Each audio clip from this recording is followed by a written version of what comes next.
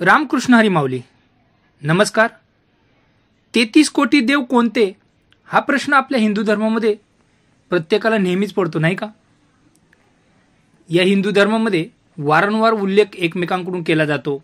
मात्र याबद्दल अनेकांना खरं काय माहिती नाही, अनेकांना खोटं काय आहे ते पसरवलं जातं, त्याचा सुद्धा तपास नाही. तर काही जणांना प्रचंड कुतूहल आहे की बऱ्याच जणांना हे 33 कोटी देव म्हणजे नक्की काय असा प्रश्न नेहमी पडतो.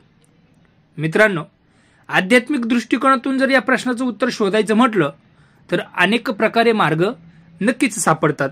मित्रांनो, तत्पूर्वी आपल्या या डेस्क मराठी या भक्तिमय चॅनलला जर आपण सबस्क्राईब केलं नसेल ना तर सबस्क्राईब करा, लाईक करा आणि जर व्हिडिओ आवडला तर शेअर करायला विसरू नका.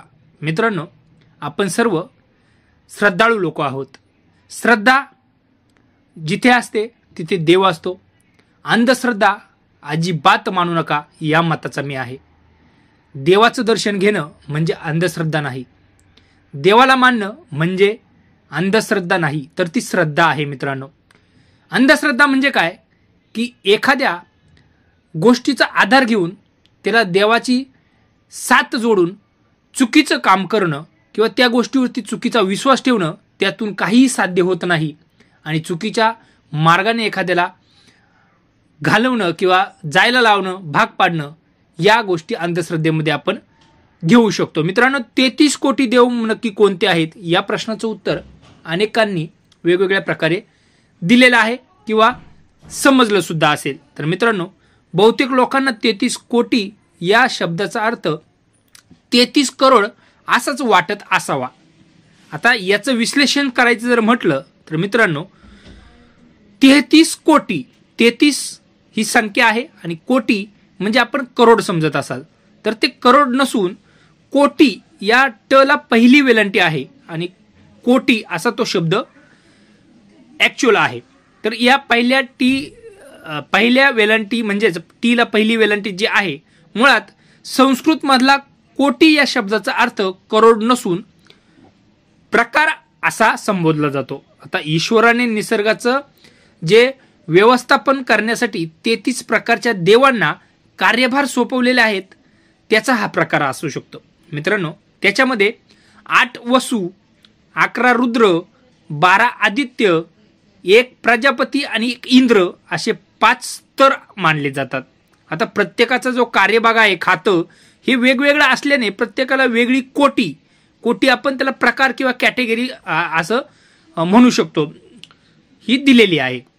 आता वसूंची जी नावे आहेत ती आप, ध्रुव, सोम, धर, अनिल, अनल, प्रत्युष आणि प्रभास अशी 8 वसूंची नावं आहेत.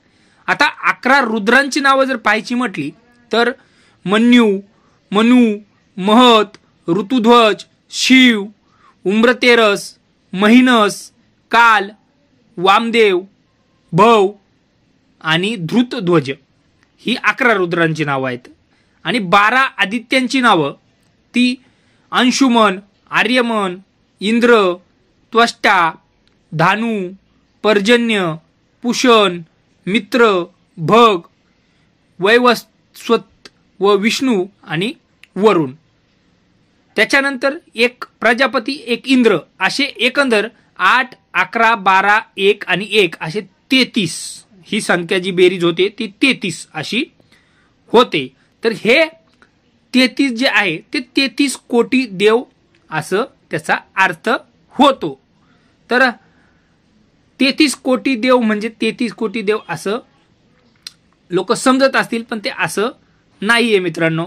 तर असा हा अनेक जागी आपल्याला याचा उल्लेख पाहायला मिळतो. 33 कोटी देवचं नक्की विश्लेषण कसं आहे, त्या कोटी या शब्दाचा संस्कृतमधला अर्थ काय आहे आणि 8 वसु, 11 रुद्र, 12 आदित्य, 1 इंद्र आणि 1 प्रजापती असे टोटल 33 असे ते प्रकार आहेत.